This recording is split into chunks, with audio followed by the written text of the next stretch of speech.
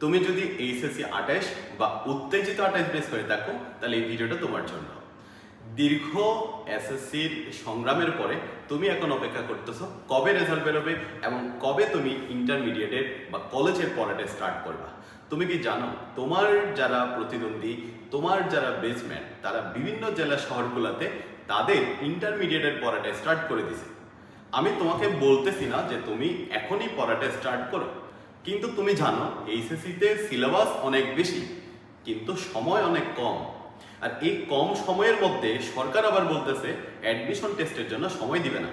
তার মানে তোমাকে এইচএসসিতে থাকা অবস্থায় অ্যাডমিশনের প্রিপারেশন নিয়ে ফেলতে হবে।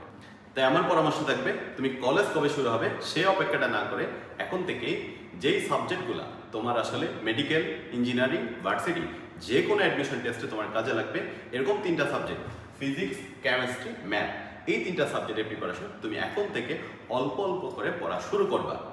কারণ তোমার কলেজ শুরু হতে মিনিমাম 2 থেকে 2.5 মাস আছে। এই 2 থেকে 2.5 মাস তুমি যেই কলেজেই পড়ো না কেন তোমার কিন্তু একই সাবজেক্টগুলো পড়তে হবে।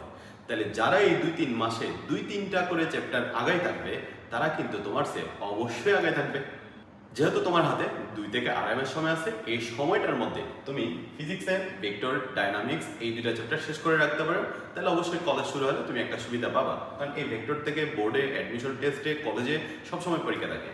এর মধ্যে কেমিস্ট্রিতে গুণগত রসায়ন করতে পারো, বা তোমার যেই চ্যাপ্টারটা আসলে সহজ মনে হবে সেই চ্যাপ্টারটা তুমি একটা চ্যাপ্টার মধ্যে কেমিস্ট্রিতে শেষ করে রাখতে পারো।